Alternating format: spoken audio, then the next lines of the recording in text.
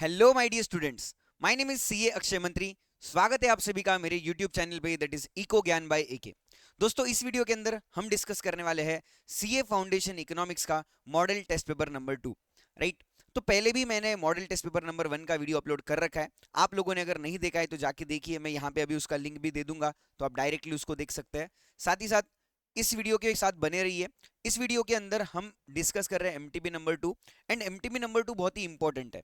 क्यों? क्योंकि सर इसके अंदर मैक्रो इकोनॉमिक्स के ऊपर बहुत सारे क्वेश्चंस पूछे गए हैं, है ना। तो मोस्ट ऑफ द पेपर यानी कि 60-70% ऑफ द पेपर जो है वो मैक्रो इकोनॉमिक्स का है। स्पेसिफिकली चैप्टर नंबर 7, 8 एंड 9 के ऊपर बहुत सारे क्वेश्चंस इन्होंने पूछे हैं। और बहुत ही थोड़ा सा पार्ट यानी कि 30-40% वाला जो पार्ट है वही जो है वो आपके माइक्रो इकोनॉमिक्स से पूछा गया है। तो चलिए शुरू करते हैं मॉडल टेस्ट पेपर नंबर 2 के डिस्कशन को। मैं ईच एंड एवरी क्वेश्चन को आपको जो है वो chapter number, unit number wise बताने वाला हूँ। साथ ही साथ पेज नंबर के रेफरेंस के साथ भी मैं आपको ये सारी चीजें समझाने वाला हूँ। चलिए शुरू करते हैं, है ना। तो सबसे पहला सवाल यहाँ पे क्या बोला है, देखो कि विच of the following activities excluded from GDP. Excluded मतलब सर जीडीपी में इंक्लूड नहीं की जाएगी, मतलब जब जीडीपी का कैलकुलेशन होता है तब उसको ऐड नहीं किया जाएगा। अभी सवाल है sir what is the meaning of GDP, that is gross domestic product. अभी ग्रॉस डोमेस्टिक प्रोडक्ट कैसे कैलकुलेट होता है? एक कंट्री के अंदर एक साल के अंदर कितने वैल्यू के गुड्स और सर्विसेज प्रोड्यूस होते हैं उसको अपन सिंपल भाषा में जीडीपी बोलते हैं, है ना। तो ऐसी कौन सी एक्टिविटीज है, ऐसे कौन से वैल्यूज है जो जीडीपी में ऐड नहीं होते? ओके। ऐसी चीजें जिनका एज सच कोई भी मॉनिटरी वैल्यूएशन नहीं है, जो चीजें अपन लव एंड अफेक्शन के केस में करते हैं वो जीडीपी के कैलकुलेशंस में नहीं आती है। ओके, सिंपल भाषा में तो क्या एक्सक्लूड किया गया है? जो लव एंड अफेक्शन की वजह से किया जाता है वो एक्सक्लूड किया है। सर कहां से पूछा है? चैप्टर नंबर 6 यूनिट नंबर 1 से ही आपको सवाल पूछा गया है जीडीपी के बारे में। Okay. So causing GDP to understate a nation's wellbeing, मतलब अंडरस्टेट मतलब वो नेशनल इनकम को क्या करता है? कम करता है, जबकि ज्यादा दिखना चाहिए बट ज्यादा दिख रहा है क्या? नहीं दिख रहा है। तो क्या बोला है देखो, the services of used car dealers, ये बिल्कुल नेशनल इनकम में आएगा क्योंकि यार पैसा मिल रहा है ना यूज्ड कार डीलर्स को। Child care services provided by stay at home parents, है ना। मतलब यार अगर आप चाइल्ड केयर सर्विस दे रहे हो, जो पेरेंट्स घर पे अपने बच्चों की देखभाल करते हैं, उनको अपन कोई पैसा देते क्या? नहीं देते। मतलब ये काम कर तो रहे बट काम कैसे कर रहे? फ्री में कर रहे। तो क्या ये जीडीपी के कैलकुलेशन में आ रहा है क्या? नहीं आ रहा है, क्योंकि ये काम लव एंड अफेक्शन के केस में होता है। तो ऑप्शन नंबर बी आपका यहाँ पे क्या हो जाएगा? सही हो जाएगा, जो कि जीडीपी के कैलकुलेशन से क्या है? एक्सक्लूडेड होता है। Okay. Next question, which of the following is N final goods और सर्विस। ओके, अभी फाइनल गुड्स और सर्विस मतलब सर ऐसा प्रोडक्ट जो किसी कंज्यूमर ने डायरेक्टली क्या किया है, कंज्यूम किया है, उसको अपन क्या बोलते हैं? फाइनल गुड्स या सर्विस अपन उसको बोलते हैं। Again chapter number 6 unit number 1 से सवाल पूछा गया है। A diesel fuel brought for the delivery truck. अभी डिलीवरी ट्रक वाले ने एक डीजल खरीदा, वो डीजल कहाँ पे डालेगा? अपने ट्रक में डालेगा और उसका यूज करके फर्दर वो सप्लाई करेगा या फर्दर वो सर्विस देगा। तो ये फाइनल गुड्स हो गया क्या? नहीं, क्योंकि ये किसी और को सर्विस देने के लिए कर रहा है, या फिर ये जो प्रोडक्ट है ये डायरेक्ट कंज्यूमर ने कभी भी कंज्यूम किया है क्या? नहीं किया। Right. Next is fertiliser purchased by a farm supplier. अभी फार्म सप्लायर क्या करेगा भाई? ये अपने खेती पे सारे फर्टिलाइजर्स को फवार नहीं करेगा। राइट। तो इससे अगेन फाइनल गुड्स क्रिएट हुआ क्या? नहीं हुआ, है ना।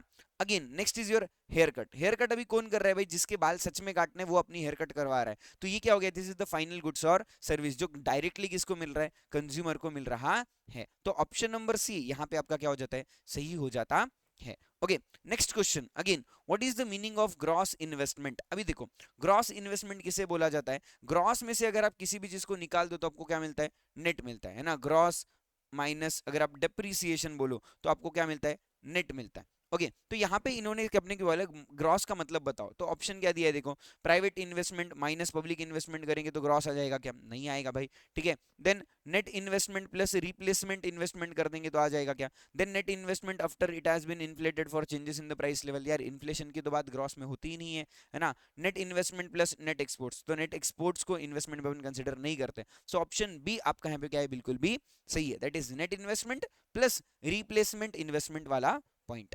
Okay. Next chapter number 6 unit number 1 6.20 page number के ऊपर आपको ये सवाल जो है देखने को मिलेगा। राइट। मैं आपको एक बार मॉड्यूल के रेफरेंस में भी लेके आता हूँ। What is the meaning of gross investment? देखो, ग्रॉस इन्वेस्टमेंट किसे बोला जाएगा सर?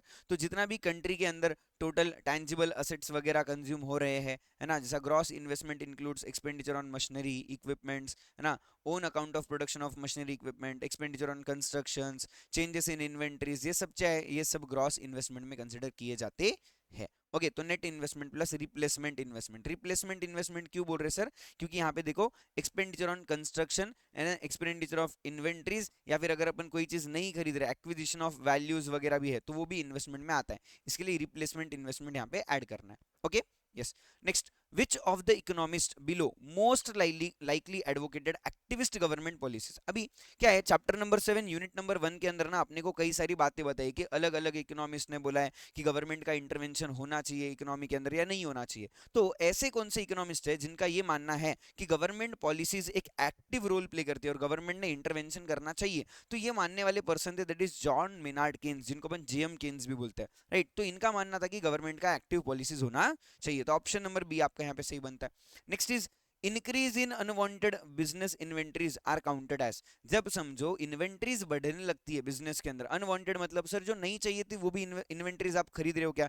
यस। तो इन्वेंट्रीज का इंक्रीज होना या इन्वेंट्रीज को बाय करना, इसको अपन क्या मानते हैं? Okay, a decrease in the capital stock, नहीं। अ इंक्रीज इन कंजम्पशन, नहीं। अ इंक्रीज इन इन्वेस्टमेंट और an increase in depreciation, so it is considered as an increase in investment, right. अभी अपन ने ग्रॉस इन्वेस्टमेंट वाले point पे भी पढ़ा था, है ना, that is expenditure on changes in inventories, right. Inventories के ऊपर जब आप खर्चा करते हो तो उसको भी अपन क्या बोलते हैं? इन्वेस्टमेंट बोलते हैं। चैप्टर नंबर 6 यूनिट नंबर 1 से अगेन ये सवाल, यहाँ तक सभी जितने सवाल थे ना, मोस्टली 5 में से 4 सवाल चैप्टर नंबर 6 यूनिट नंबर 1 से ही पूछे गए हैं। ओके तो इंपॉर्टेंट है।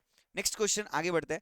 If the inflation rate starts to increase, a central bank most likely will. अभी क्या बोल रहा है कि अगर समझो इकोनॉमी के अंदर इन्फ्लेशन रेट बढ़ते जा रहा है, मतलब चीजों की जो महंगाई है वो क्या होती जा रही है? बढ़ते जा रही है। तो सेंट्रल बैंक ने क्या करना चाहिए, ये सवाल है। ओके ये सारी बातें कहाँ पे बोली है? तो चैप्टर नंबर 8 यूनिट नंबर 3 में अपने को ये बातें समझाइए, दैट इज मॉनिटरी पॉलिसीज के अंदर, है ना। तो क्या करना चाहिए ये बोला है, दैट इज पेज नंबर 8.45 के ऊपर।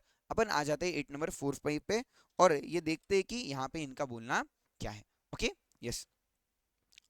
मॉनिटरी पॉलिसीज, मॉनिटरी पॉलिसीज के अंदर इन्होंने क्या बोला, भी गवर्नमेंट ने क्या करना चाहिए? तो गवर्नमेंट ने कुछ ऐसे ओपन मार्केट ऑपरेशंस करने चाहिए जो कि क्या करते हैं? शॉर्ट टर्म इंटरेस्ट रेट्स को अफेक्ट करते हैं, जिससे इन्फ्लुएंस होगा लॉन्गर टर्म रेट्स और इकोनॉमिक एक्टिविटी के ऊपर। तो इनका बोलना क्या है भाई, गवर्नमेंट ने सबसे पहले तो क्या करना चाहिए? ओपन मार्केट ऑपरेशंस करने चाहिए, जिससे शॉर्ट टर्म में इन्फ्लेशन रेट को क्या हो सकता है?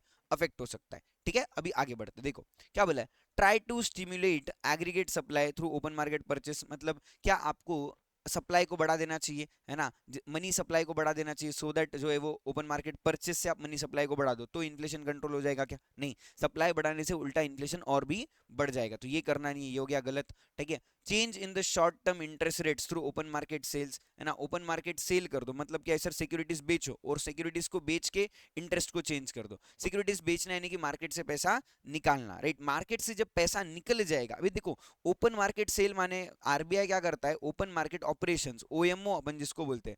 Okay OMO open market, OPO लिख दिया मैंने रॉन्गली, यहाँ पे अपने को लिखना है OMO, that is open market operations. Open market operations क्या होता है? आरबीआई जो है वो पब्लिक को क्या करता है? सिक्योरिटीज बेचता है, राइट। इसको बन सिंपल बाय या सेल करता है। ओके इसको बन क्या बोलते हैं? ओपन मार्केट ऑपरेशंस बोलते हैं। अभी ओपन मार्केट ऑपरेशंस के अंदर आरबीआई जब मार्केट से सिक्योरिटीज खरीद रहा है तो उसको क्या बोलेंगे? Open market purchase. जब आरबीआई सिक्योरिटीज बेच रहा है तो उसको क्या बोलेंगे? Open market cell.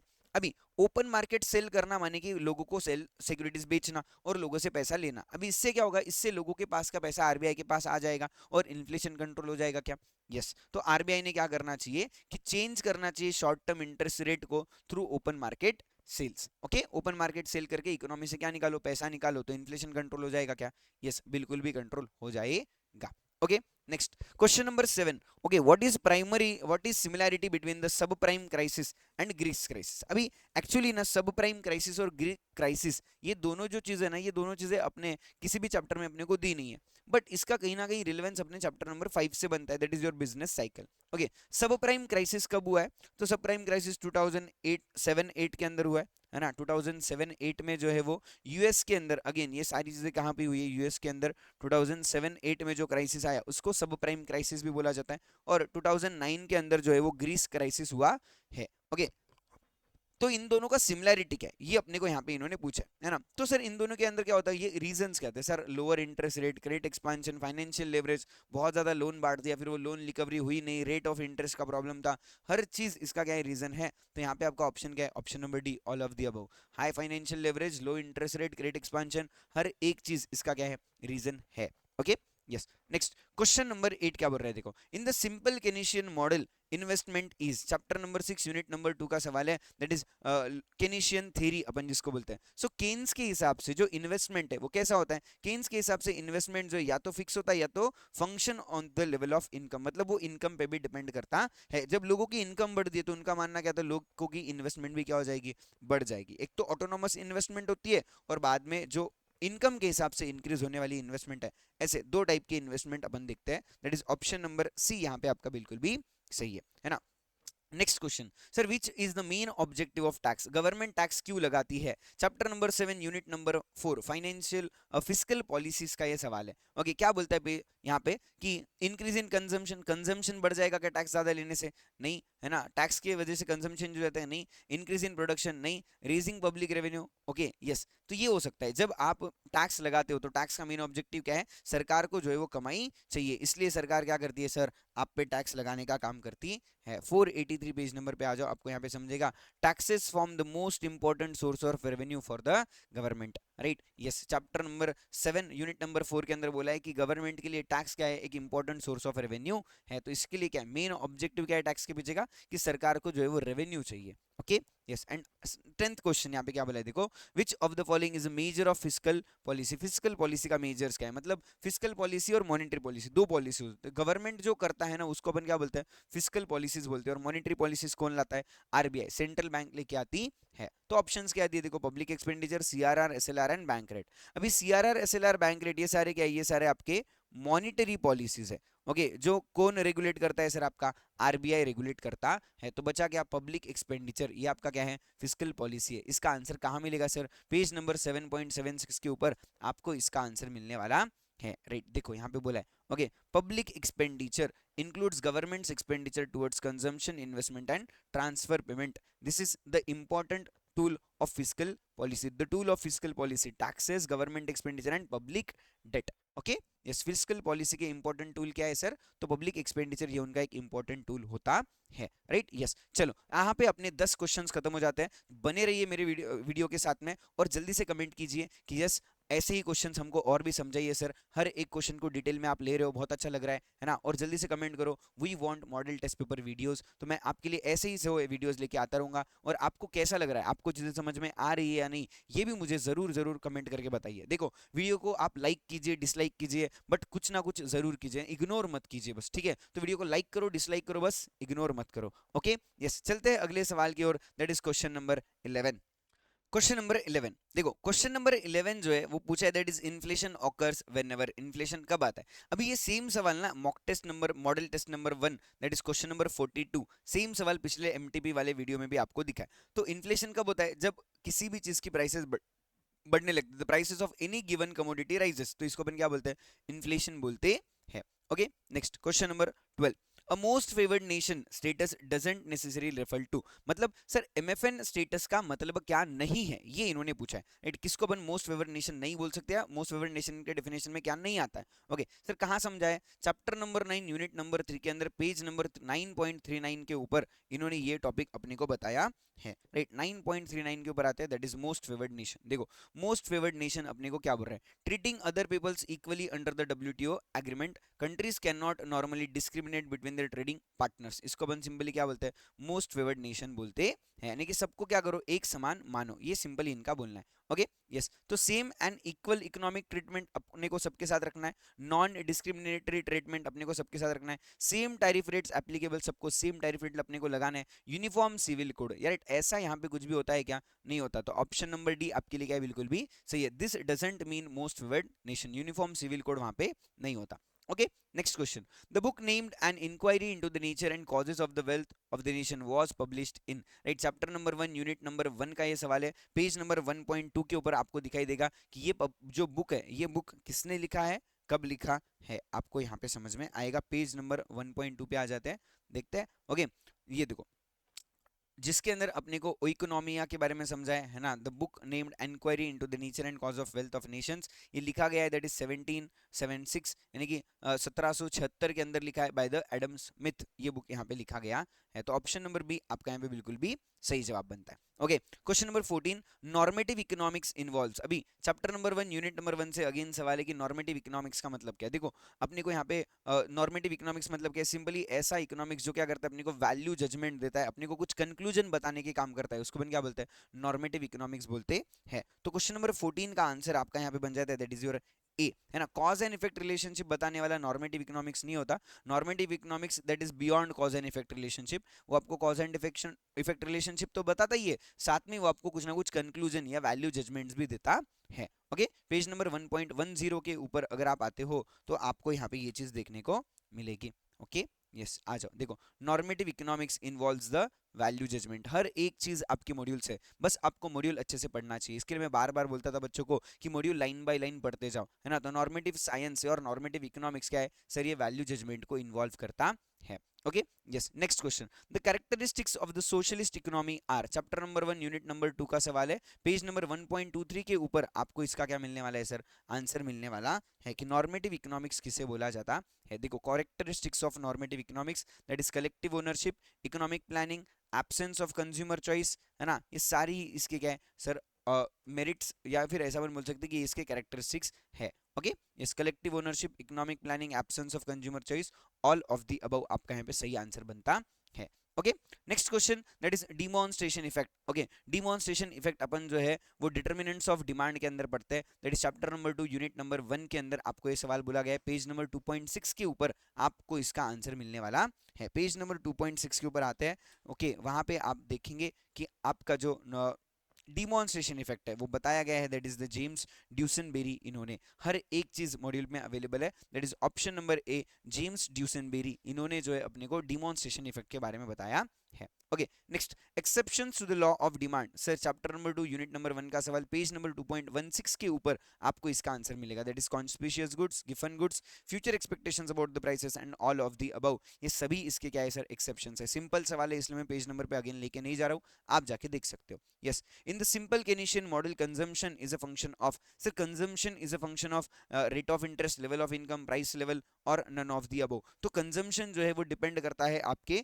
Level of income के ऊपर, राइट। लोगों की अगर इनकम ज्यादा होगी तो उनका कंजम्पशन भी क्या होगा, ज्यादा होने वाला है। दैट इज पेज नंबर 6.39 के ऊपर आपको इसका क्या मिलने वाला है, आंसर मिलने वाला है। यस, देखो consumption is a function of Y, अभी सी जो है कैपिटल सी कंजम्पशन को रिप्रेजेंट करता है, कैपिटल वाई आपकी इनकम को रिप्रेजेंट करता है। So consumption is a function of income, ऐसा आप यहाँ पे बोल सकते हैं क्या, यस बिल्कुल बोल सकते हैं। Okay, yes, next question, question number 19 that is lower interest rates are likely to, lower interest rate मतलब सर जब इंटरेस्ट रेट कम होता है इसका मतलब क्या है, right. Chapter number 8 unit number 3 का सवाल है, पेज नंबर 8.46 के ऊपर आपको इसका जवाब मिलने वाला है ना। That is decrease consumption, increase the cost of borrowing, encourage saving और increase the borrowing and spending. अभी देखो अगर समझो अपने को बैंक्स कम रेट ऑफ इंटरेस्ट देने लगेंगे, है ना, तो अपन बैंक में ज्यादा सेविंग करने वाले क्या, नहीं बिल्कुल नहीं करने वाले, तो ये गलत हो गया, है ना। क्या आपका बोरिंग का कॉस्ट बढ़ेगा क्या, नहीं बढ़ेगा, तो ये भी गलत हो गया, है ना। इंक्रीज बोरिंग एंड स्पेंडिंग, तो नहीं यार ये भी गलत हो गया, है ना। डिक्रीजेस कंजम्पशन, क्या अपन ऐसा बोल सकते हैं क्या, यस, है ना। तो आपका जो यहाँ पे सही आंसर बनता है दैट इज बोरिंग जो है वो बढ़ जाएगी। अभी यहाँ पे क्या बोले, बोरिंग बढ़ेगी क्या, यस, जब इंटरेस्ट रेट कम होगा तो लोग ज्यादा लोन लेंगे क्या, यस बिल्कुल ज्यादा लोन लेंगे, और खर्चा भी ज्यादा करेंगे क्या, यस बिल्कुल ज्यादा करने वाले हैं। तो ऑप्शन नंबर डी यहाँ पे आपका सही हो जाता है कि जब रेट ऑफ इंटरेस्ट कम होगा तो लोग लोन भी ज्यादा लेंगे और खर्चा भी ज्यादा करने वाले हैं। पेज नंबर 8.46 के ऊपर आपको इसका आंसर दिखाई देता है। यस, पेज नंबर 8.46 के ऊपर आते हैं, that is lower interest rates okay can encourage households to borrow more, जब रेट ऑफ इंटरेस्ट कम हो जाता है तो लोग क्या करते हैं, ज्यादा लोन लेना शुरू कर देते हैं। ऑप्शन नंबर डी सही है। Okay, next, education is an example of, अभी एजुकेशन क्या है सर, एजुकेशन ये पब्लिक गुड्स है क्या, या मेरिट गुड्स है क्या, या सोशल गुड्स है, या ये क्लब गुड्स है, तो ये आपका कौन सा है सर, ये आपका बन जाता है that is your merit goods, है ना। तो एजुकेशन क्या है, एजुकेशन जो है आपका मेरिट गुड्स होता है। Okay next question number 20 question अपने यहाँ पे हो चुके हैं। ओके फटाफट अपने को बचे हुए 80 क्वेश्चंस भी खत्म करना है, तो ऐसे ही मेरे वीडियो के साथ बने रहिए, मेरे साथ बने रहिए, अपन 80 क्वेश्चंस भी पूरे कर देंगे। मोटा मोटी अपना यहाँ पे 80 टू 90 मिनट्स का टाइम अपने को लगने वाला है ना। तो चलिए आगे बढ़ते हैं 21st क्वेश्चन के ऊपर। Specific tariff is imposed on, again chapter number 9 unit number 2 का सवाल है कि स्पेसिफिक टैरिफ मतलब सर पर यूनिट अपने को जो है वो एक अमाउंट दिया होता है, उसको अपन स्पेसिफिक टैरिफ बोलते हैं। तो पर स्पेसिफिक टैरिफ जो है आपका पर यूनिट के हिसाब से लगता है। पेज नंबर 9.16 के ऊपर अगर आप देखते हो तो आपको इसका आंसर मिल जाएगा कि स्पेसिफिक टैरिफ जो है वो क्या होता है, पर यूनिट के फिक्स्ड अमाउंट ऑफ मनी पर फिजिकल यूनिट जो है वो चार्ज किया जाता है, उसको अपन स्पेसिफिक टैरिफ बोलते हैं। Countervailing duties are imposed, countervailing मतलब सर अगर आप कोई भी अगर एक्सपोर्टिंग कंट्री हो और आपकी कंट्री के अंदर आपको एक्सपोर्ट के लिए कुछ सब्सिडी दी जाती है, एक्सपोर्ट के कुछ इंसेंटिव्स दिए जाते हैं, जिस वजह से आपका प्रोडक्ट सस्ता हो रहा है किसी भी इंपोर्टिंग कंट्री के अंदर, तो उसको ऑफसेट करने के लिए जब आप पे ड्यूटी लगाया जाएगा ना, तो उसको अपन क्या बोलते हैं, काउंटर वेलिंग ड्यूटी बोलते हैं, राइट। तो आंसर क्या बनता है देखो,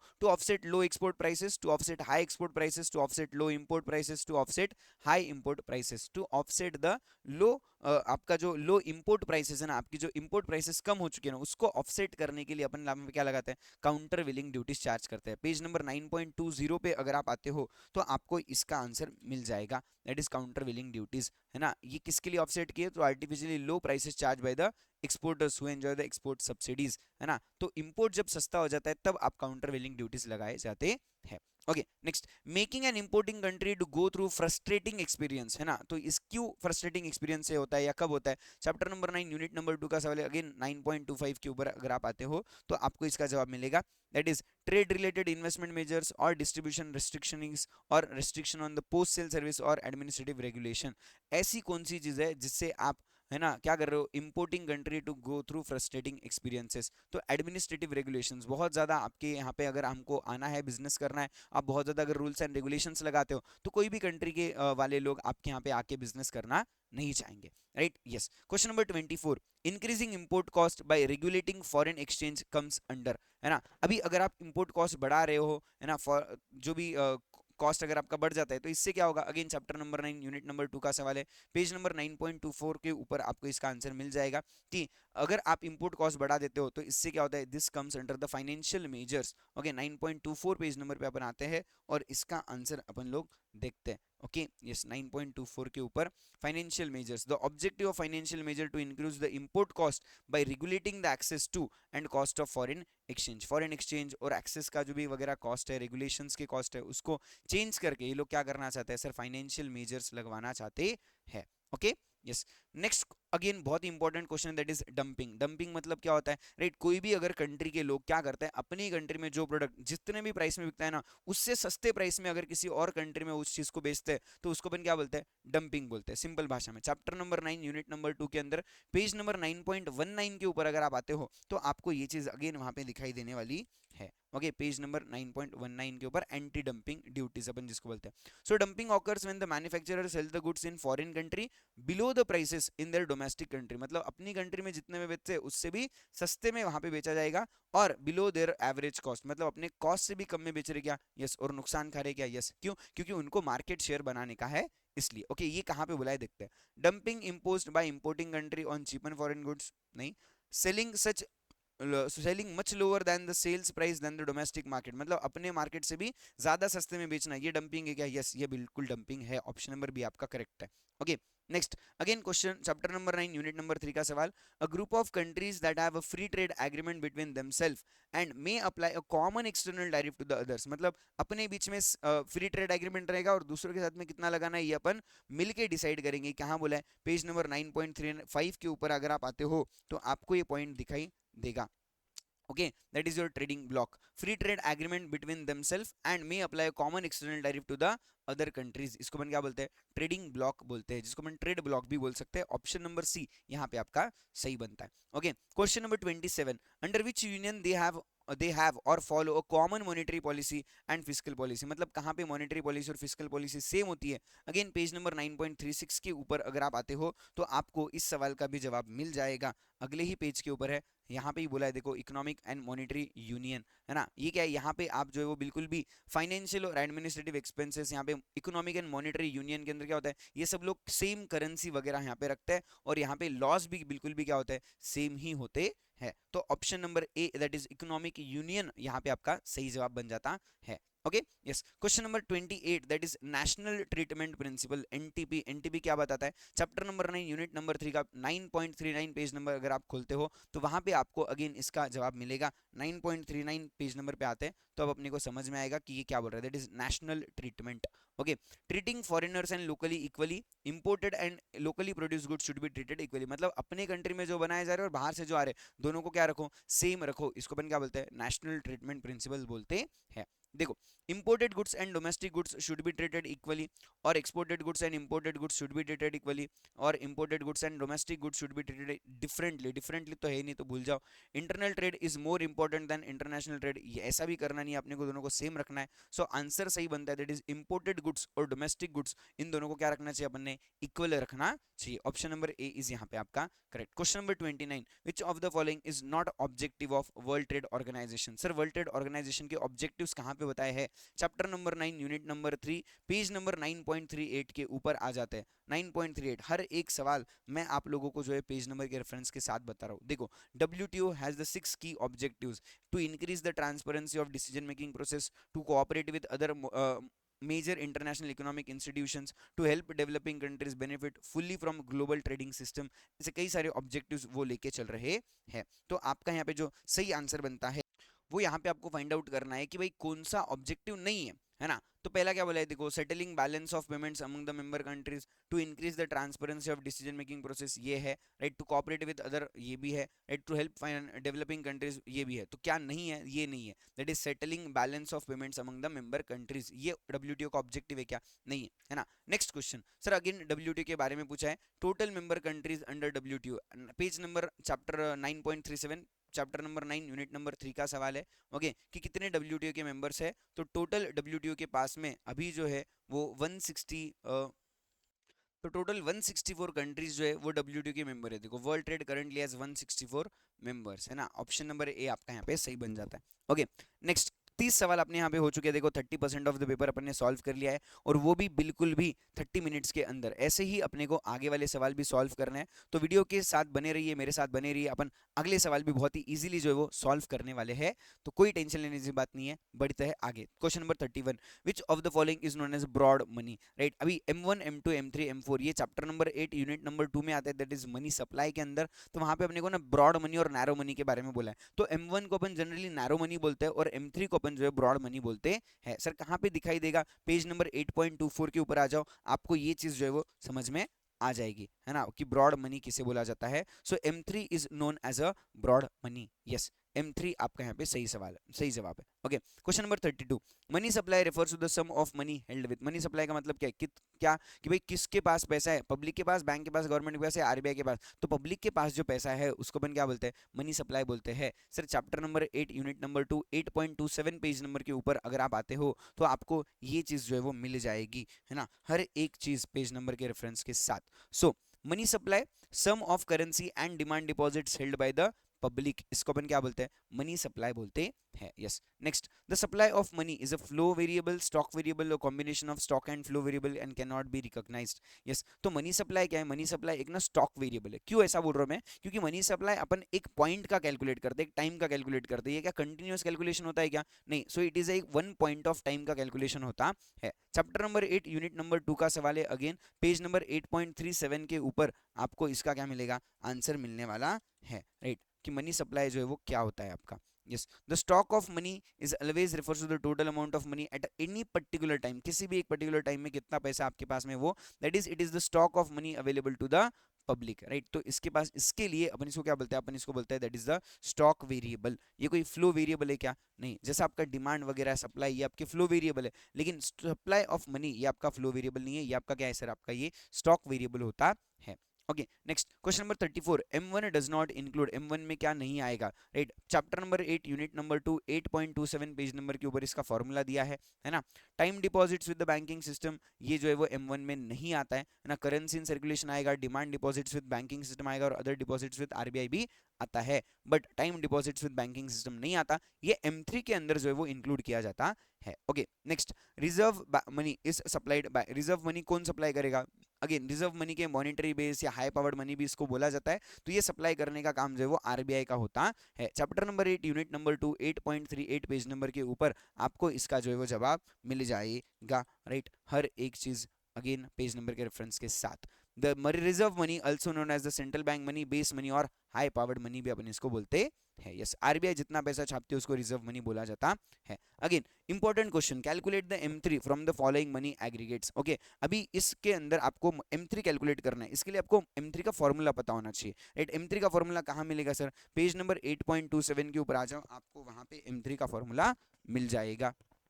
ओके देखो M3 का फॉर्मूला क्या है? M1 plus time deposits with the banking system, है ना। What is M1? Currency notes with the coins with the public, demand deposits with banking system and other deposits with RBI. तो अपने को चार चीजें इंक्लूड करनी है। देखो क्या क्या आएगा? करेंसी विद पब्लिक आएगा क्या? यस आएगा। अदर डिपॉजिट्स विद आरबीआई आएगा क्या? यस आएगा। बैंकर्स डिपॉजिट विद आरबीआई आएगा क्या? नहीं आएगा। डिमांड डिपॉजिट्स आएगा क्या? यस आएगा। टाइम डिपॉजिट्स आएगा क्या? यस, ये भी आने वाला है। इन सब की अगर आप टोटल करते हो तो टोटल आपको जो यहाँ पे मिल जाएगी दैट इज 33,06,510 करोड़। ये आपका यहाँ पे टोटल बनता है, राइट। यस, सिंपल कैलकुलेशन है 36 नंबर के लिए। Okay yes, question number 37, if the required reserve is 20%, currency in circulation is 800 billion, demand deposits is 2000 billion and excess reserve is 2 billion, find the value of money multiplier। Again chapter number 8 unit number 2 का ये सवाल है। Okay, page number 8.35 के ऊपर आपको इसका formula मिलेगा, right. अभी फॉर्मूला क्या है मैं आपको बताता हूँ, दैट इज 1 प्लस सी। अभी देखो अपने को ना money multiplier small m calculate करने का है, तो फॉर्मूला क्या है? 1 plus C divided by C plus R plus E. अभी सर सी आर ई क्या है? C is your currency demand ratio, है ना, करेंसी रेशो अपन जिसको बोल सकते हैं। R is your reserve ratio and your E is your excess reserve ratio होता है। अभी सर ये कैसे निकलेंगी सारी चीजें? सो currency in circulation divided by आपको डिपॉजिट्स करना पड़ेगा तो पता चलेगा, है ना। आर सर रिजर्व रेशो जो है वो आपका आर है, that is 20%। And excess reserve क्या है sir? Excess reserve divided by total deposits करते हो, डिमांड डिपॉजिट्स, तो आपको अगेन ई मिल जाएगा। तो ये सब आपको फाइंड आउट करना पड़ेगा। ओके यस, चलो अभी आ जाते हैं। देखो अभी करेंसी इन सर्कुलेशन आपको सी फाइंड आउट करना है। सी क्या होगा सर? 800 डिवाइडेड बाय 2000, ये आपका क्या हो जाता है? सी हो जाता है। तो आपका यहाँ पे आंसर आएगा दैट इज योर 4%। ओके 4% है, कितना ये आपका 4% होता है। ओके यस, देन अभी यहाँ पे फाइंड करते, लेट से अपन आर, आर जो है वो आपका 20% ऑलरेडी दिया है।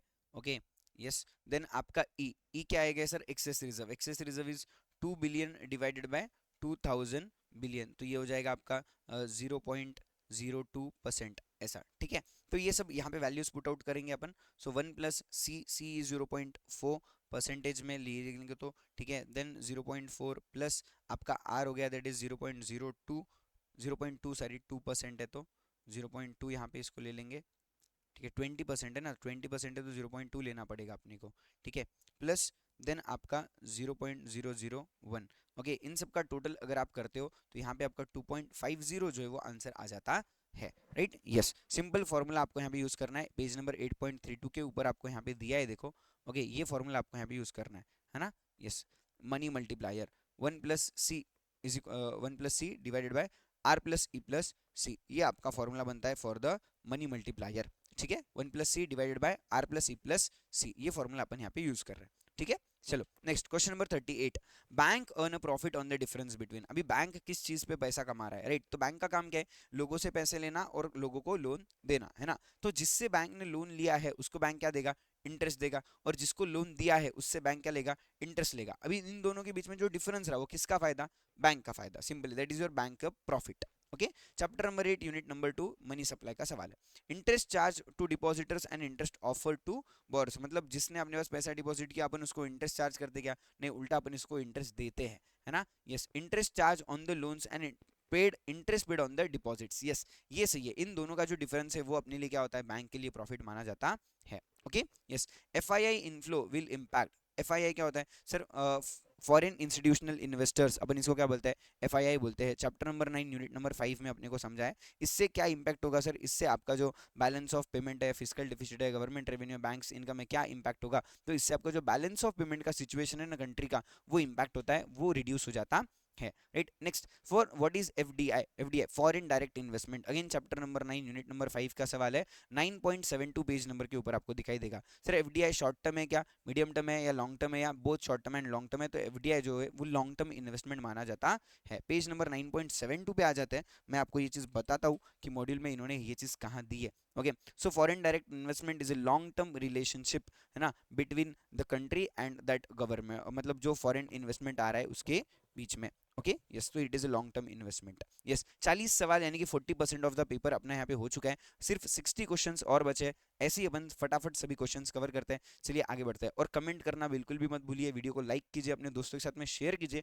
उनको भी थोड़ा फायदा होने दीजिए, उनकी पढ़ाई होने दीजिए, है ना, जरूरी है ये करना। Paper solve model test paper ICI ने दिए हैं, तो मैं एक्सपेक्ट करता हूँ कि इसमें से 1000 क्वेश्चन में से यार कम से कम 20-30 सवाल तो बिल्कुल भी पूछने ही चाहिए, right. Yes, next, which of the following statement is false regarding FPI? Foreign portfolio investment के लिए क्या गलत है? Again chapter number 9 unit number 5 का सवाल है। Speculative in nature, FPI speculative होता है क्या?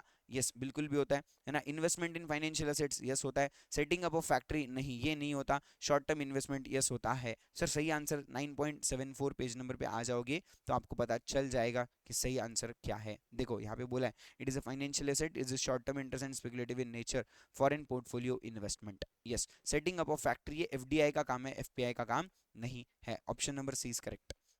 Next question, a firm makes an investment in unrelated business then it is called? Unrelated मतलब आपने ऐसे बिजनेस में पैसा लगा दिया जिसका कुछ लेना देना है क्या, नहीं, तो उसको बोला जाता है that is conglomerate investment. Okay, option number C. Sir कहाँ पे बोला है? पेज नंबर 9.73 पे जाओ, चैप्टर नंबर 9 यूनिट नंबर 5 के अंदर, वहां पे आपको ये चीज दिखाई देगा। A conglomerate type of foreign direct investment is one where investor makes foreign investment in a business that is unrelated to the existing business, मतलब अपने एक्चुअली जो बिजनेस चल रहा है उससे कुछ लेना देना ही नहीं है, ऐसे बिजनेस में अपन ने पैसा लगा दिया तो उसको अपन क्या बोलते हैं? कॉन्ग्लोमेरेट इन्वेस्टमेंट बोलते हैं। Okay, yes. Question number 43, both FDI and FII are related to investment in a country, which of the following is incorrect? मतलब क्या गलत है इसमें से, ये पूछा है। Okay, both FII and FDI bring capital into the economy, yes correct है। FII invest in technology oriented enterprises where FDI invest in traditional business setups, ऐसा बोल सकते हैं क्या? ऐसा कुछ एग्जैक्टली डेफिनेशन नहीं है कि एफआईआई हमेशा टेक्नोलॉजी ओरिएंटेड में ही लगाता है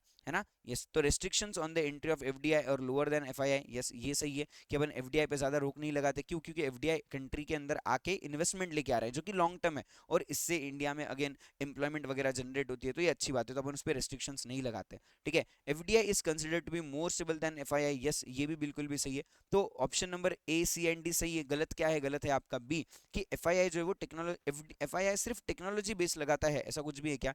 नहीं है, वो कहीं भी पैसा लगा सकता है। Okay, yes. Next, a surge in foreign capital inflow in India would lead to, surge मतलब क्या सर? इंक्रीज। इंक्रीज किस वजह से हो रहा है, या इंक्रीज की वजह से क्या हो रहा है? लीड टू क्या होता है अगर फॉरेन कैपिटल इनफ्लो बढ़ जाए तो? चैप्टर नंबर 9 यूनिट नंबर 1 का सवाल है। देखो, sale of foreign exchange by the central bank in order to prevent depreciation of rupee, मतलब ज्यादा आपके पास फॉरेन करेंसी आ रहा है तो क्या होगा, ऐसा सवाल पूछा है। Okay, purchase of foreign currency by central bank in order to prevent depreciation of rupee, sale of foreign exchange by the central bank in order to prevent appreciation of rupee, और purchase of foreign exchange by central bank in order to prevent appreciation of rupee. मतलब अभी देखो, अगर आपके यहाँ पे जो economy के अंदर पैसे का फ्लो है वो बहुत ज्यादा बढ़ के आ रहा है, तो इस सिचुएशन में सेंट्रल बैंक ने क्या करना चाहिए? जब सेंट्रल बैंक को ये पता चल गया कि इकोनॉमी के अंदर फॉरेन कैपिटल का सप्लाई बढ़ चुका है, तो इस सप्लाई को रिड्यूस करने के लिए उनको क्या करना पड़ेगा? इसको खरीद के अपने पास में रख लेना पड़ेगा, और जो रुपी एप्रिसिएशन है ना उसको इनको क्या करना है? रोकना है, राइट। तो रुपी एप्रिसिएशन होना या डिप्रिसिएशन हो, कोई भी चीज अपने लिए अच्छी होती है क्या?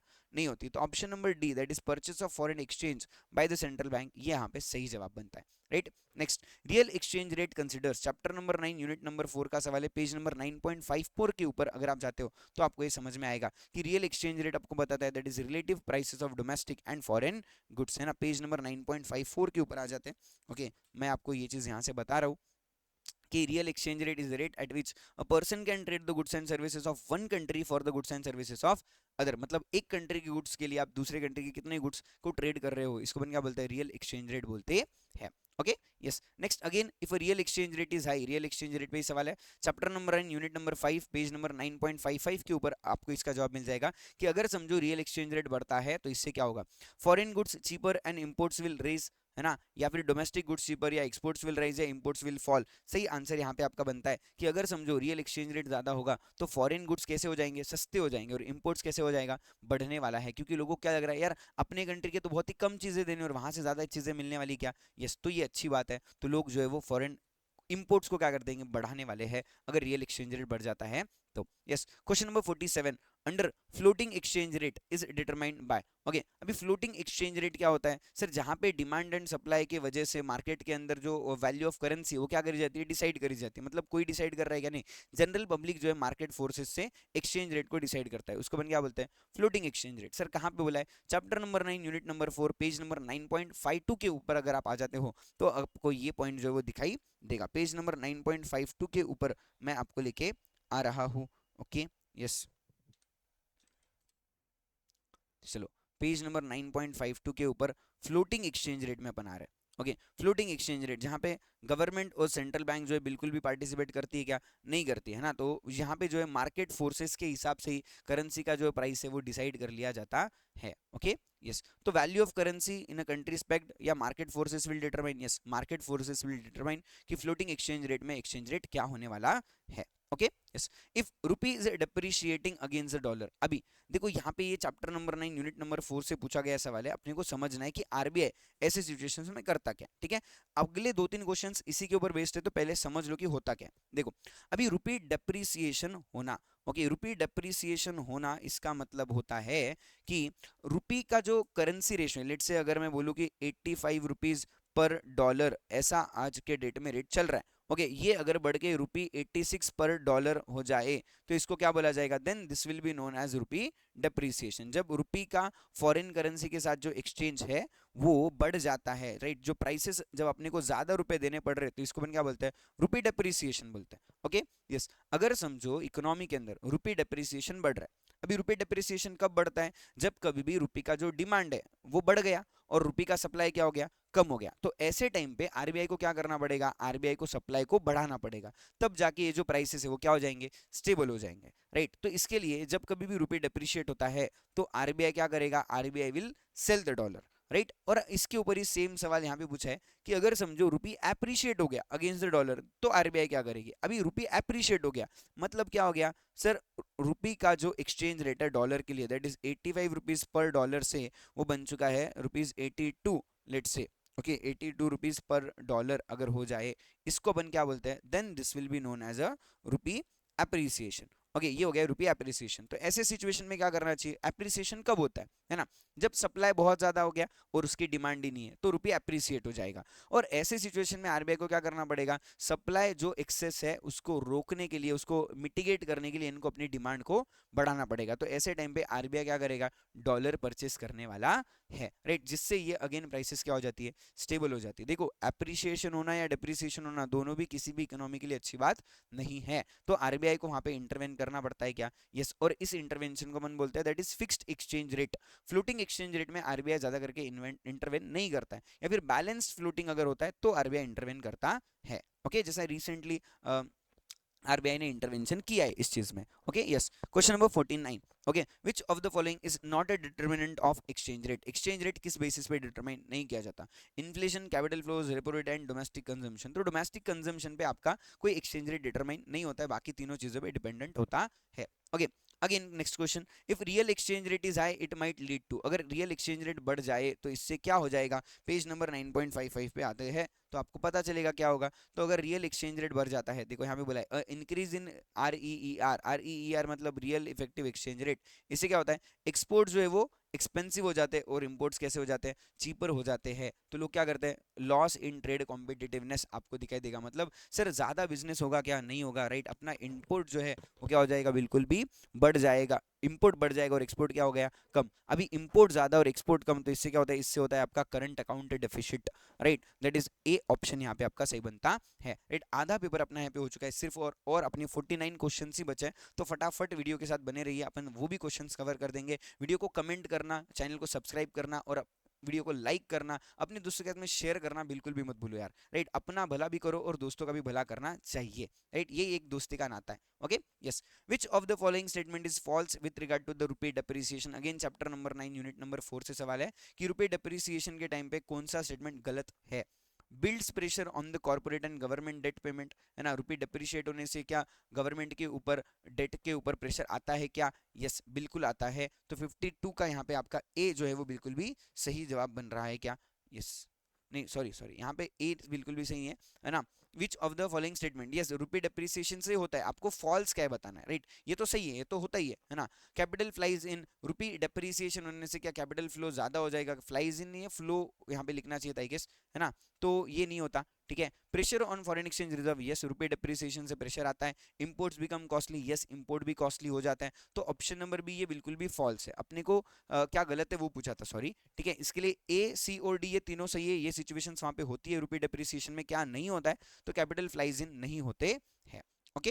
Next question number 53, the terms revaluation is applied to. अभी रीवैल्यूएशन कौन से केस में होता है ये आपको समझेगा chapter number 9 unit number 4 page number 9.59 के ऊपर अगर आप आ जाते हो तो आपको ये समझ में आएगा, राइट। चलो 9.59 के ऊपर आते हैं, देखो रुपी डेप्रिसिएशन, रीवैल्यूएशन या जो डीवैल्यूएशन वाली चीज है ये fixed par value of nations currency, मतलब फिक्स्ड एक्सचेंज रेट के ऊपर लगाई जाती है। फिक्स्ड एक्सचेंज रेट में ये होता है, दैट इज रीवैल्यूएशन और devaluation, right. Option number B यहाँ पे आपका सही बनता है, okay. Next question number 54, which of the following statement is false. Again chapter number 9 unit number 4 का सवाल है, क्या गलत है आपको बताना है। Majority of countries follow flexible exchange rate, नहीं ऐसा कुछ नहीं है। The term devaluation applies to fixed exchange rate, ये तो सही है, ओके।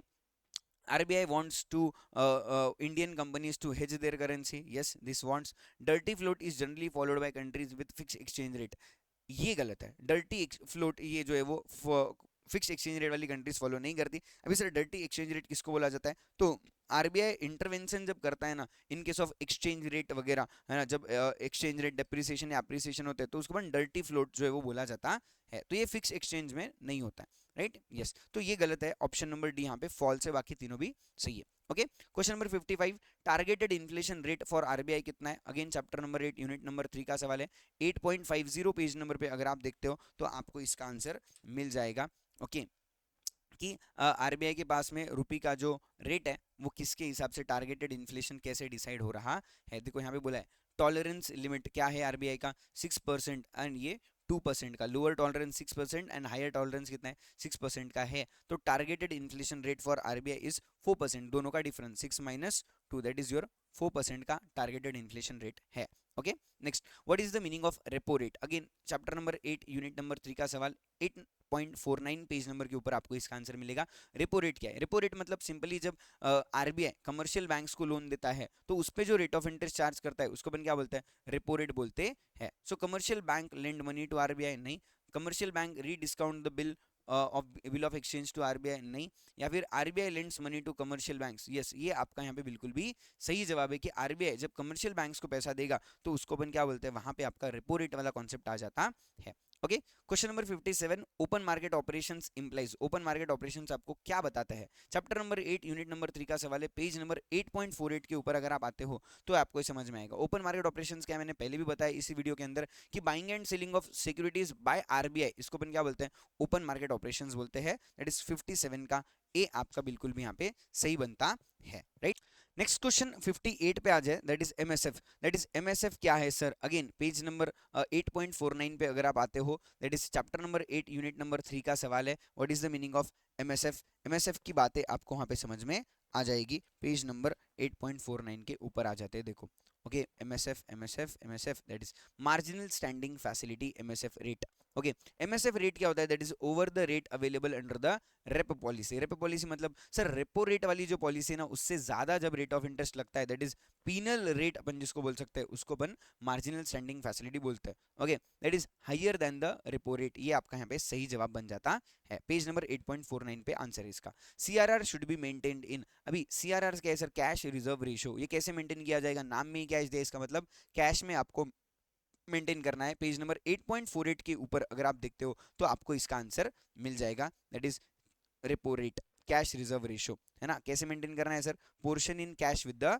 आरबीआई मेंटेन आपको करना है। Okay next, bank rate is the rate at which, bank rate मतलब क्या सर, जब बैंक जो है वो कमर्शियल बैंक लेट से आरबीआई जब सेंट्रल बैंक्स को लोन देते हैं तो उसको अपन क्या बोलते हैं, सिंपली बैंक रेट बोलते हैं। Okay yes, so RBI lends to the commercial banks, उसको अपन बैंक रेट बोलते हैं। पेज नंबर 8.49 के ऊपर अगर आप आ जाते हो तो आपको ये जवाब मिल जाएगा, the rate interest rate at which RBI lends long term funds to the banks, इसको अपन बैंक रेट बोलते हैं। Okay yes, option number B correct है। Next, reverse repo rate is, reverse repo rate मतलब क्या सर, रिवर्स रेपो रेट मतलब that is जब, यहाँ पे लिख के बताओ, देखो जब है ना central bank right your RBI, RBI जब क्या करेगा, लोन लेगा, लोन लेगा, किससे लेगा सर, ये आपके जो छोटे बैंक्स है, छोटे बैंक्स, ओके जितने भी आपके कमर्शियल बैंक्स है, कमर्शियल बैंक्स से आरबीआई जब क्या करता है, लोन लेता है, तो उसके ऊपर जो रेट ऑफ इंटरेस्ट आरबीआई पे करता है उसको क्या बोला जाता है, रिवर्स रेपो रेट बोला जाता है। और reverse repo rate generally repo rate से क्या होता है,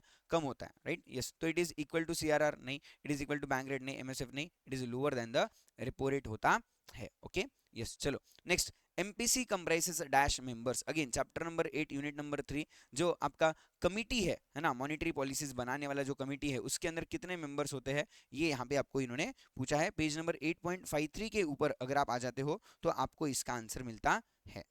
yes that is monetary policy committee MPC, इसके अंदर कितने मेंबर्स होंगे सर, 6 मेंबर्स होते हैं।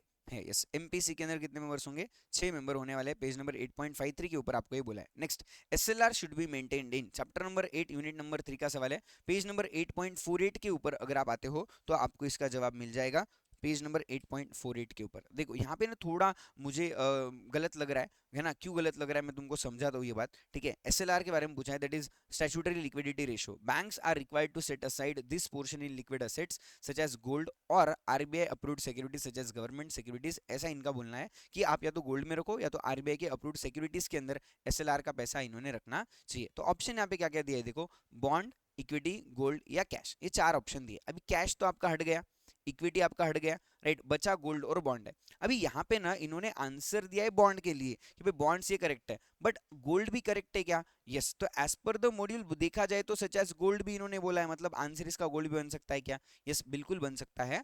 बट इंस्टीट्यूट ने यहाँ पे इसको बॉन्ड्स को टिक करके दिया है, यानी कि बॉन्ड्स इनके हिसाब से सही जवाब है। तो अभी के लिए अपन जो है बॉन्ड्स के साथ ही क्या करता है, फॉलो करता है, बट गोल्ड भी बिल्कुल भी सही जवाब है। Okay yes, question number 64, the reverse repo rate is, अभी रिवर्स रेपो रेट अगेन क्या हो गया, जब कमर्शियल बैंक्स लेंड करते हैं मनी आरबीआई को उसको अपन क्या बोलते हैं, रिवर्स रेपो रेट बोलते हैं। पेज नंबर 8.49 के ऊपर अगर आप आ जाते हो तो आपको ये चीज यहाँ पे भी दिख के आ जाएगी, that is reverse repo rate. Page number 8.49 के ऊपर आ जाते हैं। ओके यस, कहाँ गया, यस यहाँ पे reverse repo rate is the reverse, that is the rate at which RBI pays to the banks in order to keep additional funds in RBI, है ना। यस जब कभी भी कमर्शियल बैंक्स लेंड करते हैं पैसा आरबीआई को तो उसको रिवर्स रेपो रेट चार्ज किया जाता है। Okay question number 65, total value of output of a country will be equal to, है ना, total value of output of a country will be equal to, किसे बोला जाएगा sir total value of output, तो जो भी आपका नेशनल इनकम है उसको अपन क्या बोलते हैं, total value of output of a country, है ना, इन अ गिवन ईयर, उसको अपन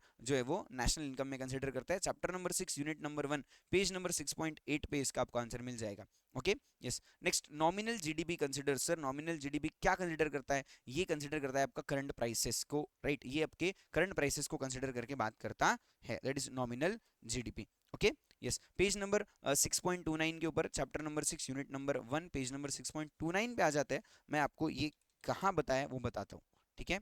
यस देखो, नॉमिनल जीडीपी और जीडीपी एट करंट प्राइसेस, ये जीडीपी नॉमिनल जीडीपी क्या बोलता है, दैट इज करंट प्राइसेस के ऊपर अपन क्या करते हैं, वैल्यूज को कंसीडर करते हैं इन case of nominal GDP. Okay sir what is real GDP, है ना। अभी ये चैप्टर नंबर 6 यूनिट नंबर 1 का सवाल है, बट इसका आंसर आपको ग्लोसरी में जाके देखना पड़ेगा। तो बच्चे पूछेंगे सर क्या ग्लोसरी से भी सवाल पूछ सकते हैं क्या, तो यस आईसीएआई किधर से भी कुछ भी पूछ सकती है, ऐसा कोई उन्होंने बोला नहीं कि हम ग्लोसरी से सवाल नहीं पूछ सकते। ओके यस, तो रियल जीडीपी क्या होता है, एन इन्फ्लेशन एडजस्टेड मेजर, जिसको अपन क्या बोलते हैं, रियल जीडीपी बोलते हैं। So it is known as GDP at constant prices, और इन्फ्लेशन करेक्टेड जीडीपी भी अपन इसको बोलते हैं, that is your real GDP. Okay yes, तो रियल जीडीपी क्या है, डिवॉइड ऑफ इन्फ्लेशन और ग्रेटर देन नॉमिनल जीडीपी और इक्वल टू नॉमिनल जीडीपी और considers only at current prices. तो यहाँ पे आपका सवाल आंसर बोलता है, that is devoid of inflation, जो इन्फ्लेशन को कंसीडर कर रहा है क्या, नहीं, इन्फ्लेशन एडजस्टेड मेजर होता है, राइट, तो इसके लिए डिवॉइड ऑफ इन्फ्लेशन अपन यहाँ पे बोल रहे हैं। Okay yes question number 68, the economic wellbeing of economy is measured by real GDP, GNP, NNP, NDP, nominal GDP. तो correct answer is your real GDP पे अपन इसको कंसिडर करते हैं। ओके नेक्स्ट सर, एनएनपी का फॉर्मूला बता दो। Right, chapter number 6 unit number 1 का सवाल है, पेज नंबर 6.8 पे आपको इसका फॉर्मूला मिल जाएगा, है ना। What is the meaning of NNP? That is net national product. Okay, NNP net national product क्या होता है सर? GNP minus depreciation. और कभी भी अगर समझो सिर्फ एनएनपी बोला है या फिर कोई भी अगर आपको जीडीपी, जीएनपी, एनएनपी, एनडीपी कुछ भी बोला है और दिया नहीं है एमपी या एफसीए, मतलब मार्केट प्राइस है या फैक्टर कॉस्ट है, तो अज्यूम क्या करते हैं अपन? मार्केट प्राइस ही अपन उसको अज्यूम करते हैं। तो NNP is equals to GNP minus depreciation. So correct answer is your option number A. ये आपका बिल्कुल भी सही जवाब बन जाता है ना। Next sir, what is GDP deflator? GDP deflator किसे बोला जाएगा? चैप्टर नंबर 6 यूनिट नंबर 1 का सवाल है। अगेन पेज नंबर 6.4 पे अगर आप आते हो तो आपको जीडीपी डिफ्लेटर क्या है वो समझ में आ जाएगा।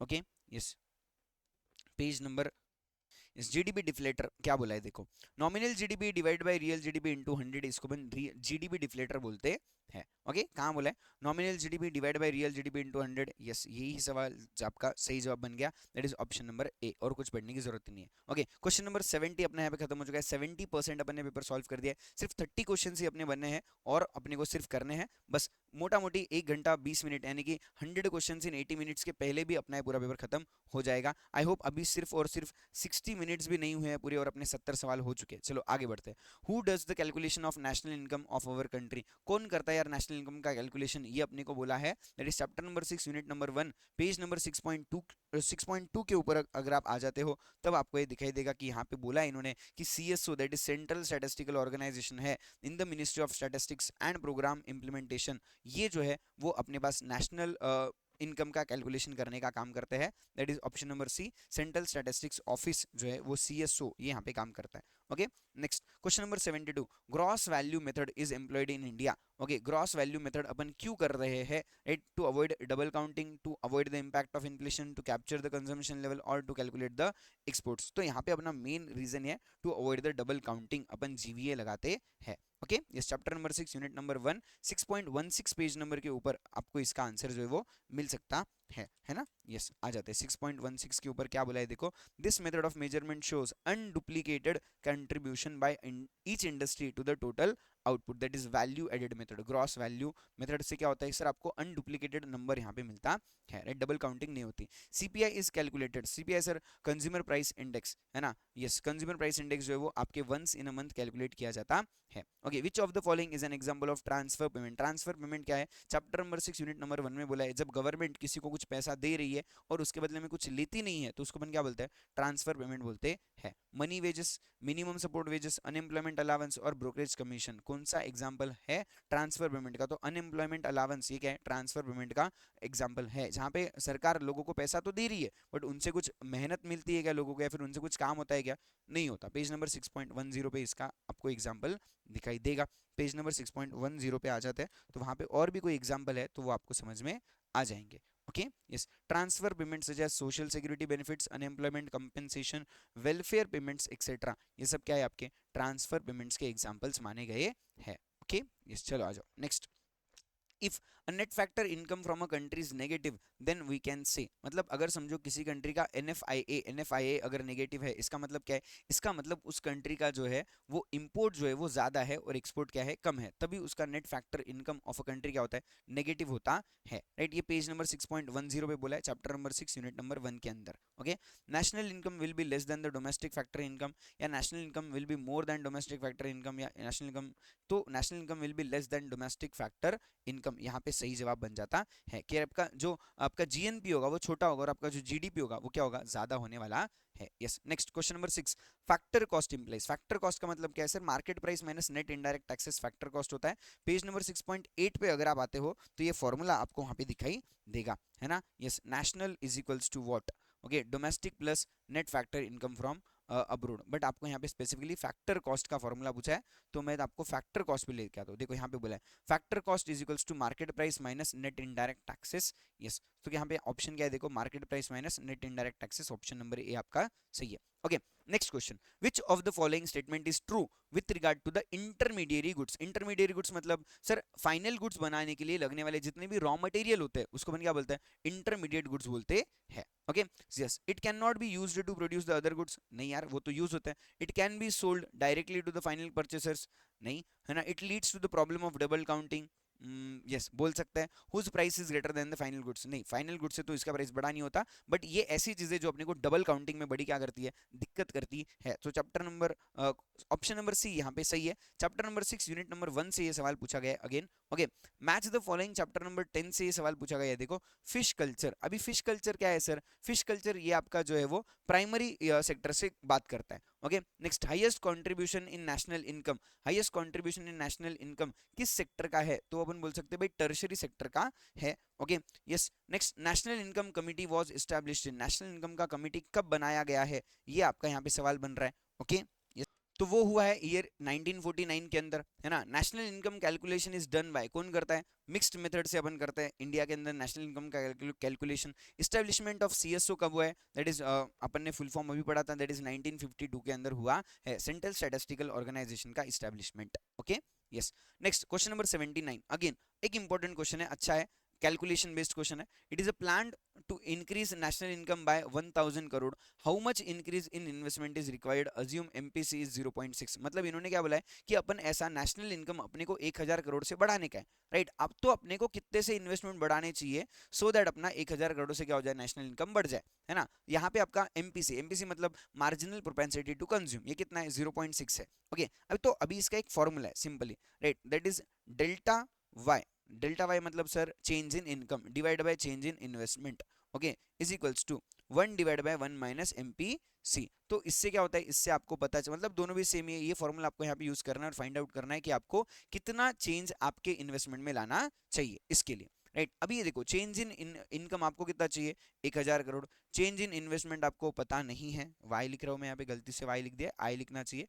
चेंज इन इन्वेस्टमेंट कितना करना है वो आपको कैलकुलेट करना है, और 1 divide by 1 minus MPC that is 0.6। तो ये क्या हो गया sir, 1000 into 0.4 is equals to change in I investment, यानी कि कितना हो गया 400 करोड़, यानी कि ये आपको चेंज करना है इनकम के अंदर, यानी कि 400 करोड़ से अगर आप आपकी इन्वेस्टमेंट चेंज कर देते हो तो आपका 1000 करोड़ से क्या हो जाएगा, नेशनल इनकम बढ़ जाएगा। यहाँ पे आपका सवाल बन गया, right. Next, the particular level of AD which is equal to AS is called as, यानी कि एग्रीगेट डिमांड एग्रीगेट सप्लाई जब दोनों इक्वल हो जाए तो इसको अपन क्या बोलते हैं, इसको अपन बोलते हैं effective demand. Chapter number 6 unit number 2 page number 6.44 के ऊपर आपको इसका आंसर मिल जाएगा कि इसको क्या बोला जाता है, इफेक्टिव डिमांड बोला जाता है। यहाँ पे आपके 80 सवाल खत्म हो जाते हैं, सिर्फ और सिर्फ 20 सवाल बचे, फटाफट अपने को खत्म करना है, तो अपन आगे बढ़ते हैं without wasting your time. Okay, what can be the minimum value of investment multiplier, सबसे कम से कम इन्वेस्टमेंट मल्टीप्लायर कितना होता है, तो ये होता है आपका 1, यानी कि जितना आपने इन्वेस्टमेंट किया एटलीस्ट उतने से तो आपका इनकम बढ़ ही जाएगा,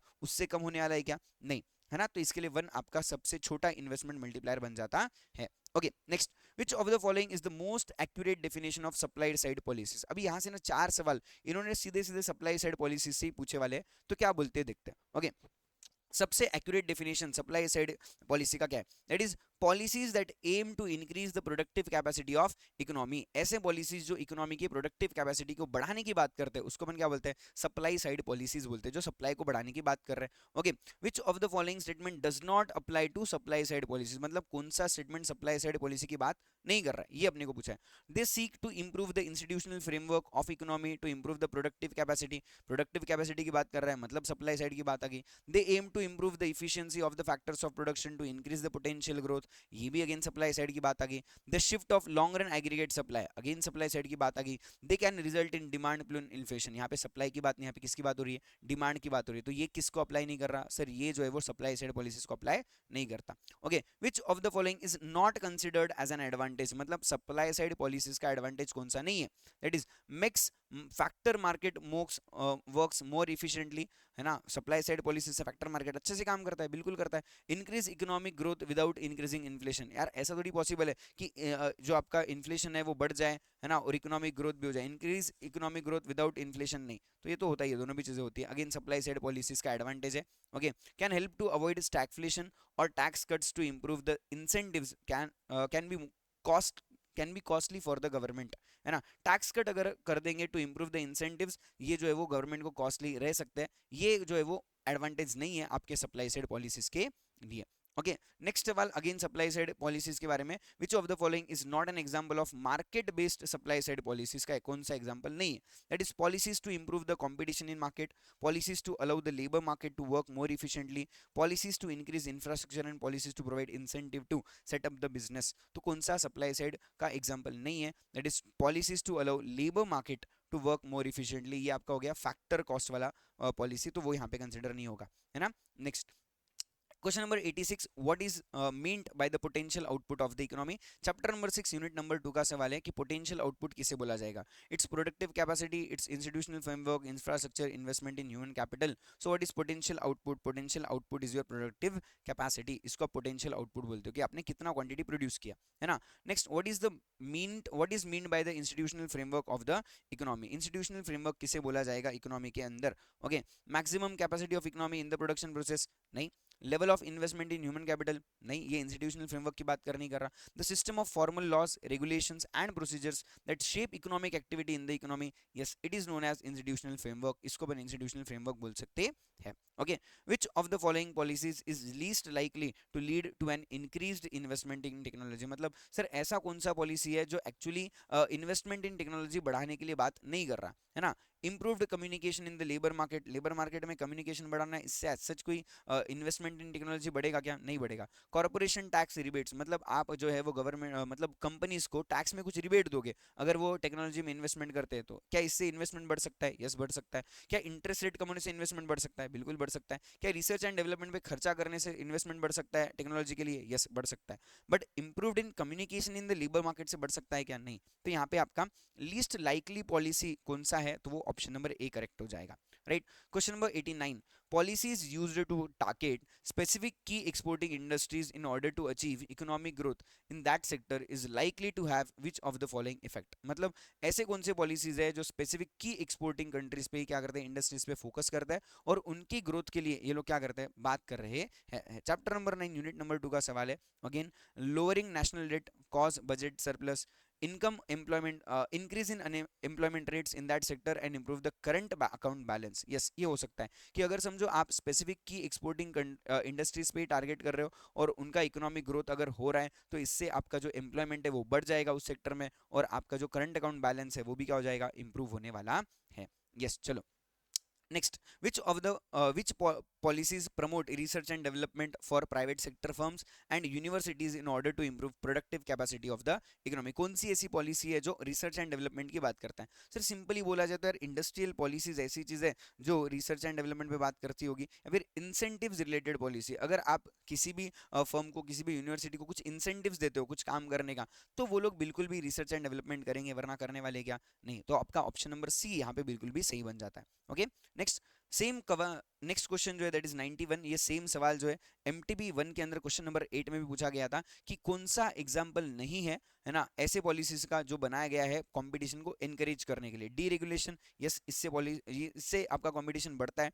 ट्रेड लिबरलाइजेशन से भी बढ़ता है, एंटी मोनोपोली रेगुलेशन से भी बढ़ता है। Option number see that is income tax reduce करने से एज सच कंपटीशन को बढ़ाने का ऐसा कोई इनका मोटो है क्या? नहीं है ना। यस सिर्फ 8 ही सवाल यहाँ पे बचे, फटाफट अपने को खत्म करना है और बिल्कुल भी ये वीडियो अपने दोस्तों के साथ में मत शेयर करना मत भूलो, राइट। अगर आपको इफेक्टिव लगा है, आपको फायदा हुआ है, तो अपने दोस्तों को भी फायदा होना चाहिए। ये वीडियो जल्दी से अपने दोस्तों के साथ शेयर करो और उनको भी फायदा होने दो, right. The distributive function of the budget is related to the basic function of dash. मतलब यार डिस्ट्रीब्यूशन किसके लिए बनाया है, ये सबसे बड़ा सवाल है। चैप्टर नंबर 7 यूनिट नंबर 1 से सवाल है। सो फॉर हुम an economy produces and goods and services, इस पे डिपेंड करता है डिस्ट्रीब्यूशन फंक्शन, है ना। 93, ड्यूरिंग रिसेशन, रिसेशन में गवर्नमेंट क्या करेगी, है ना, इट्स एक्सपेंडिचर। सर रिसेशन के टाइम पे गवर्नमेंट जो है अपने खर्चों को बढ़ाती है, इंक्रीज करती है। ओके और dash taxes so that aggregate demand boost up. अभी टैक्सेस को क्या करना चाहिए सर, डिक्रीज करना चाहिए, सिंपल बोला जाता है। हैंड राइटिंग पे फोकस मत करो भाई, फास्ट में लिख रहा हूँ, ठीक है। तो गवर्नमेंट क्या करना चाहिए इन केस ऑफ रिसेशन, गवर्नमेंट ने खर्चा बढ़ाना है और टैक्सेस को कम करना है। इंक्रीज एंड डिक्रीज वाला पॉइंट 93 का ए यहाँ पे आपका सही बनता है। सर कहाँ पे बोला है, chapter number 7 unit number 1 7.11 page पे अगर आप आते हो तो आपको यहाँ पे इसका आंसर दिखाई देगा। Yes, during recession in order to income protection, government ने क्या करना चाहिए, खर्चों को बढ़ाना चाहिए और cuts down taxes, cut down taxes मतलब टैक्सेस को रिड्यूस कर देना चाहिए सिंपली। ओके यस, ये पॉइंट यहाँ पे बोला है। नेक्स्ट क्वेश्चन नंबर 94, गवर्नमेंट का stabilization intervention may be through, government stabilization function किस पॉलिसीज के थ्रू करता है। देखो गवर्नमेंट जो है वो फिजिकल पॉलिसीज के थ्रू इंटरवेंशन करता है, मॉनेटरी पॉलिसीज जो है वो आरबीआई करती है, राइट। तो चैप्टर नंबर 7 यूनिट नंबर 1 7.9 के ऊपर स्टेबलाइजेशन फंक्शन के बारे में बोला है और ये आपके फिजिकल पॉलिसीज की बात करता है। मॉनेटरी पॉलिसीज आपकी आरबीआई करती है, गवर्नमेंट करती है क्या, नहीं करती। Okay, EVA digital assistant robot of HDFC bank, ये क्या है, ये आपका जो है क्या इंटरमीडिएट गुड है, क्या कंज्यूमर गुड है या कैपिटल गुड्स है। तो ये जो है वो उनके लिए कैपिटल गुड्स है, मतलब ऐसी चीज जो उनको लॉन्ग टर्म में क्या देने वाली है, फायदा देने वाली है। Chapter number 3 unit number 1 page number 3.9 के ऊपर अगर आप आते हो तो ये समझ में आएगा आपको कि what is the meaning of capital goods, capital goods किसे बोला जाता है ना। So capital goods like machines, tools, factories, transport equipments, electricity, इनको अपन क्या बोलते हैं, कैपिटल गुड्स बोलते हैं, जिससे कंपनी का कैपिटल फॉर्मेशन होता है, राइट। तो ऑप्शन नंबर ए सी यहाँ पे आपका सही है ना। Next, mister Ram grows tomatoes for home consumption, this activity is, अभी अगर आपने टमाटर उगाए खुद के घर पे खाने के लिए तो ये जीडीपी में आएगा क्या, नहीं आएगा, राइट। तो ये जीडीपी के अंदर कंसिडर नहीं किया जाता है, सिंपल भाषा में अगर आपको बोला जाए तो यही बात है। ओके, तो ये प्रोडक्शन तो है but it is excluded from GDP, क्योंकि यहाँ पे कोई भी मार्केट इंटरवेंशन होता है क्या, नहीं होता। ये चीज मार्केट में आई ही नहीं तो किसी को कंसिडर होगी क्या, नहीं होगी, right. Question number 97, Cambridge approach of quantity theory is also known as, page number 8.6 chapter number 8 unit number 1 के ऊपर अगर आप पेज नंबर 8.6 पे आते हो तो आपको पता चलेगा कि आपका कैम्ब्रिज थ्योरी क्या बोलता है। Cambridge theory is also known as your cash balance approach, और ये बताया गया है प्रोफेसर अल्फ्रेड मार्शल के थ्रू। एसी पुगु इन सब ने मिलके जो है वो ये बताया, दो लोग इसमें मेन थे, that is Marshall and A C Pigou. ये सब लोग जो है वो कैम्ब्रिज जो यूनिवर्सिटी है उसको बिलोंग करते, तो इसके लिए इसका नाम क्या दिया गया, कैम्ब्रिज अप्रोच दिया गया है, राइट। यस, इसका दूसरा नाम कैश बैलेंस अप्रोच भी है, तो कैश बैलेंस अप्रोच ये आपका सही जवाब है। Next, selling cost are essential in, selling cost कहाँ पे खर्चा करना जरूरी है ना, मतलब देखो किस मार्केट के अंदर आपको सेलिंग कॉस्ट बियर करना पड़ेगा। चैप्टर नंबर 4 यूनिट नंबर 3 का सवाल है, पेज नंबर 4.56 के ऊपर अगर आप आते हो तो आपको इसका जवाब मिल जाएगा कि सेलिंग कॉस्ट कौन इनकर करने वाला है। देखो, due to severe competition selling cost are vital, vital मतलब क्या, बहुत इंपॉर्टेंट होता है बियर करना in case of monopolistic competition. Yes, तो सेलिंग कॉस्ट कौन बियर करता है सर, आपका मोनोपोलिस्टिक कंपटीशन बियर करता है, right. Which of the following curve can not be U shape, मतलब कौन सा कर्व यू शेप नहीं होता है। Chapter number 3 unit number 2 3.42 page number पे आपको इसका जवाब मिलेगा। प्लस ये सेम क्वेश्चन आपके मॉड्यूल के अंदर भी क्वेश्चन नंबर 18 पे दिया गया है ऑन पेज नंबर 3.58 पे, ठीक है। 3.42 पेज नंबर पे अपन आते हैं और वहां पे अपन ये चेक करते हैं कि एवरेज फिक्स कौन सा कर्व जो है यू शेप नहीं होता है। देखो यहाँ पे आपके सभी कर्व्स आपको दिखाई दे रहे हैं, that is marginal cost, average total cost, average variable cost, average fix cost.